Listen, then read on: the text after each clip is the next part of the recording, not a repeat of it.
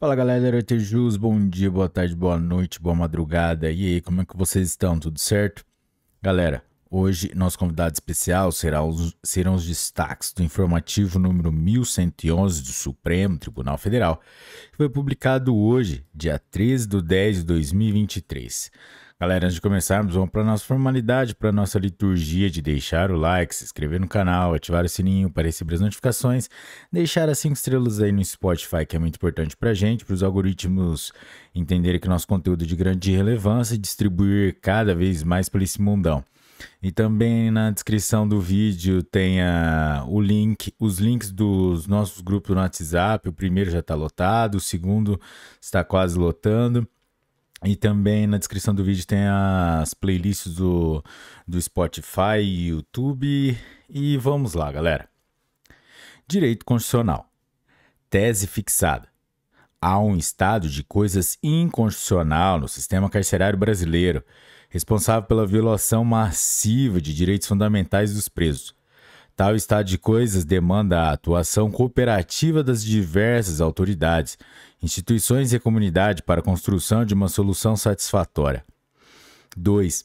Diante disso, União, Estados e Distrito Federal, em conjunto com o Departamento de Monitoramento e Fiscalização do Conselho Nacional de Justiça, DMF-CNJ, deverão elaborar planos a serem submetidos à homologação do Supremo Tribunal Federal, nos prazos e observadas as diretrizes e finalidades expostas no presente voto, especialmente voltados para o controle da superlotação carcerária, de má qualidade das vagas existentes e da entrada e saída dos presos. 3. O CNJ realizará estudo e regulará a criação de número de varas de execução penal proporcional ao número de varas criminais e ao quantitativo de presos. Resumo. A situação de grave violação em massa de direitos fundamentais dos presos enseja o reconhecimento de um estado de coisas inconstitucional do sistema prisional brasileiro.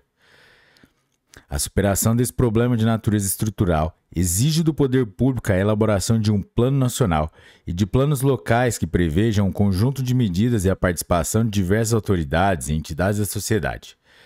A DPF número 347 do Distrito Federal, julgada em 4 de agosto de 2023. Galera, esse julgado aqui a gente entendeu por bem colocar o inteiro teor.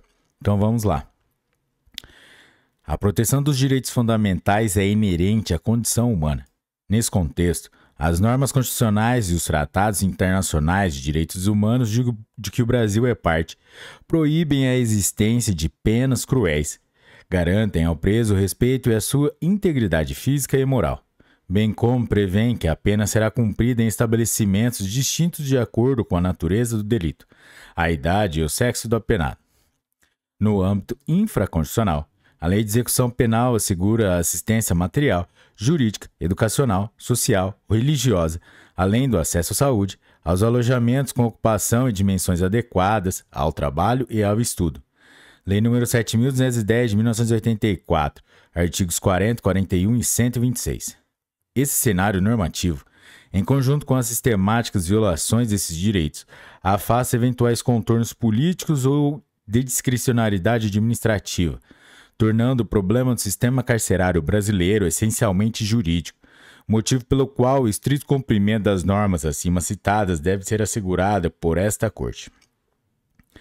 A superlotação dos presídios, o descontrole na entrada e as condições de saída do sistema prisional e a má qualidade das vagas disponibilizadas impedem a prestação de serviços e bens essenciais que integram o sistema mínimo existencial.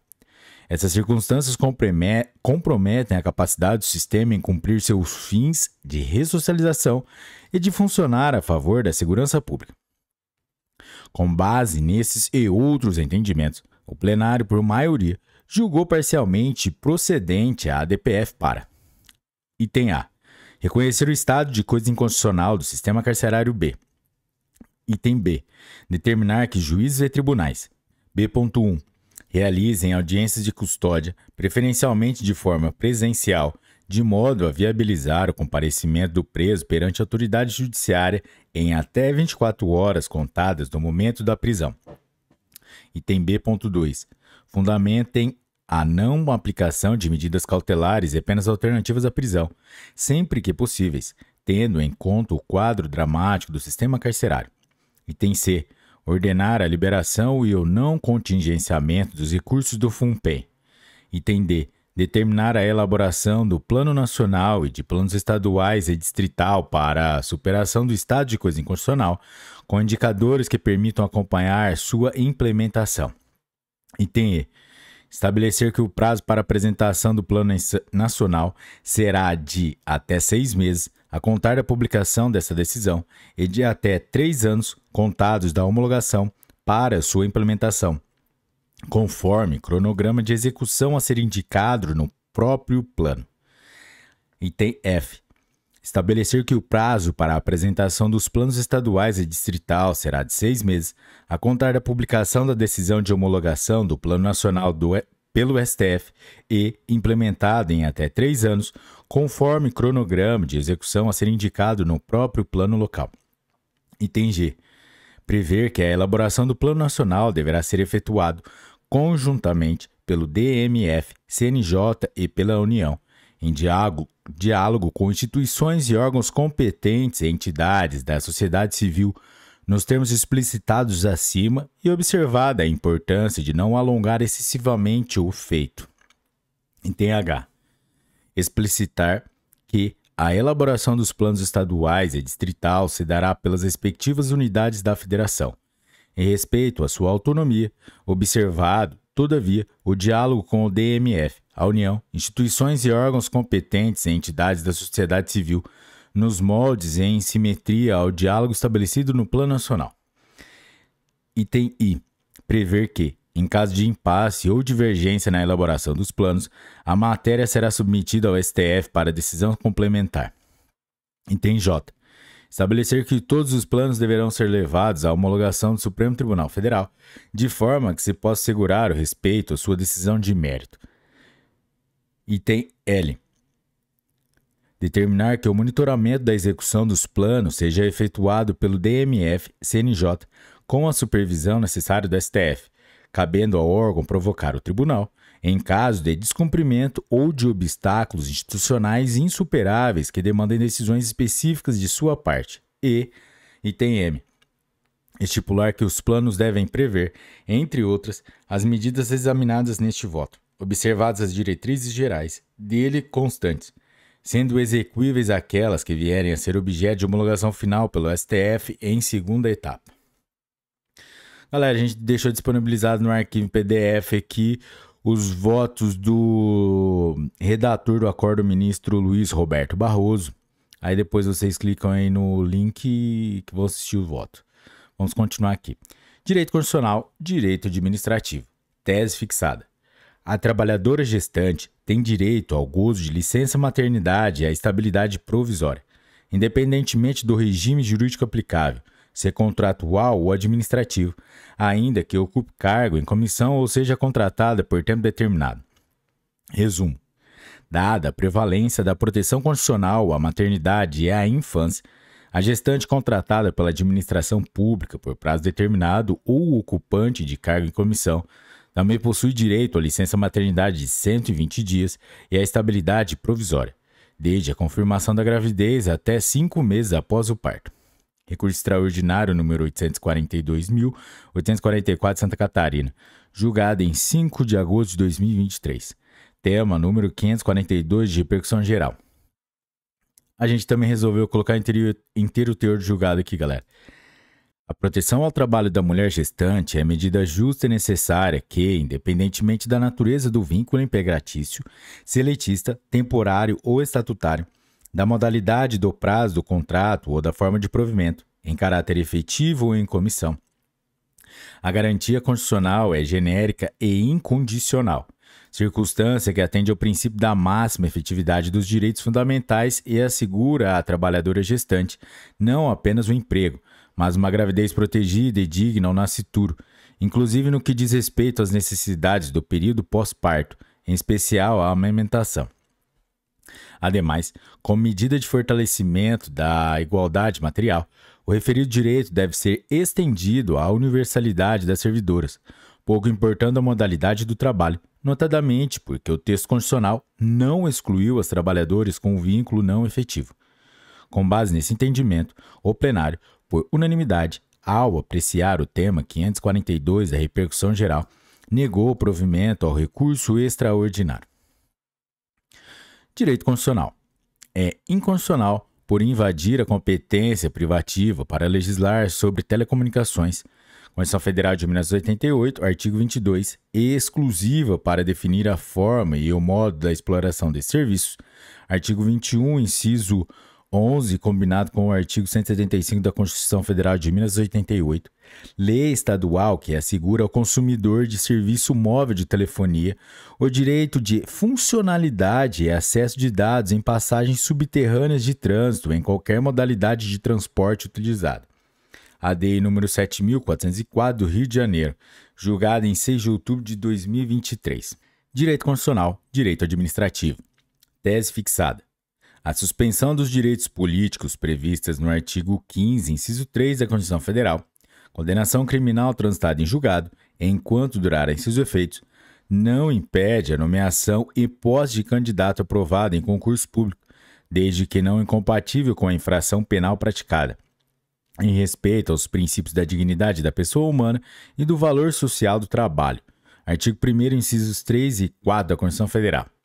E do dever do Estado em proporcionar as condições necessárias para a harmônica integração social do condenado, objetivo principal da execução penal, nos termos do artigo 1º da Lei de Execução Penal, Lei nº 7.210 de 1974. O início do efetivo exercício do cargo ficará condicionado ao regime da pena ou à decisão judicial do juiz das execuções, que analisará a compatibilidade de horários. Recurso extraordinário número 1.282.553 de Roraima, julgado em 4 de outubro de 2023, tema 1190 da repercussão geral. Resumo: é possível a nomeação e a posse de condenado criminalmente, de forma definitiva, devidamente aprovado em concurso público, desde que haja compatibilidade entre o cargo a ser exercido e a infração penal cometida, sendo que o efetivo exercício dependerá do regime de cumprimento da pena e da inexistência de conflito de horários com a jornada de trabalho. A gente também resolveu colocar um inteiro teor aqui, galera, do julgado. Não se pode interpretar a norma constitucional, artigo 15, inciso 3 da Constituição Federal de 1988, como restritiva de outros direitos senão daqueles em relação aos quais se cumpre a finalidade da suspensão dos direitos políticos. Essa suspensão funciona como efeito automático da condenação criminal definitiva e visa impedir que o condenado participe da vida política do Estado com a consequente restrição da capacidade eleitoral ativa e passiva. Assim, a exigência de quitação das obrigações eleitorais para fins de investidura em cargo público, Lei 8.112 de 1990, artigo 5º, inciso 3, não deve ser aplicável àquele cujo exercício do voto encontra-se obstaculizado pelos efeitos da condenação criminal. Ademais, ainda que o pleno gozo dos direitos políticos também seja requisito legal para investidura em cargo público, artigo 5º, inciso 2 da Lei 8.112, a condenação criminal transitada em julgado não impede, por si só, a nomeação e posse do condenado regularmente aprovado em concurso, visto que os seus direitos civis e sociais permanecem devidamente assegurados e, portanto, o direito de trabalhar e de ter acesso aos cargos públicos. A ressocialização dos presos no país é um desafio que deve ser enfrentado, dando-lhes a possibilidade de estudo e de trabalho, motivo pelo qual o princípio da dignidade da pessoa humana, artigo 1º, inciso 3, impõe ao Estado o dever de proporcionar condições favoráveis à integração social do condenado por meio da valorização do trabalho no âmbito da iniciativa privada e, fundamentalmente, na esfera pública. Artigo 1º, inciso 4 da Constituição Federal de 1988. Na espécie, o condenado foi aprovado em concurso público para o cargo de auxiliar de indigenismo, o qual não se mostra incompatível com a condenação por tráfico de drogas. Além disso, é beneficiário do livramento condicional, de modo que inexiste conflito de horários para exercício das atribuições do cargo. Com base nesses entendimentos, o plenário, por maioria, ao apreciar o tema 1190 da repercussão geral, negou provimento ao recurso extraordinário. Direito tributário, direito civil. Tese fixada. É constitucional a incidência de IOF sobre operações de crédito correspondentes ao mútuo de recursos financeiros entre pessoas jurídicas ou entre pessoa jurídica e pessoa física, não se restringindo às operações realizadas por instituições financeiras. Resumo: o âmbito de incidência do imposto sobre operações financeiras nos contratos de empréstimo de recursos financeiros não se limita às operações de crédito praticadas por instituições financeiras. Recurso extraordinário número 590.186 do Rio Grande do Sul, julgado em 6 de outubro de 2023. Tema número 104 de repercussão geral. Galera, é isso aí, chegamos ao final de mais um episódio. Se você chegou até aqui, é porque você curtiu esse episódio. Então, deixe seu like, se inscreva no canal, ative o sininho, deixe 5 estrelas pra gente na Spotify, para os algoritmos entenderem que o nosso conteúdo é de grande relevância. E se você quiser ser um apoiador do canal, mande um pix pra gente para aretejus@gmail.com. E também não se esqueça de acessar a descrição do vídeo com as playlists, com os nossos grupos de WhatsApp. E é isso aí, galera. Um ótimo final de semana, um forte abraço, bons estudos e tchau!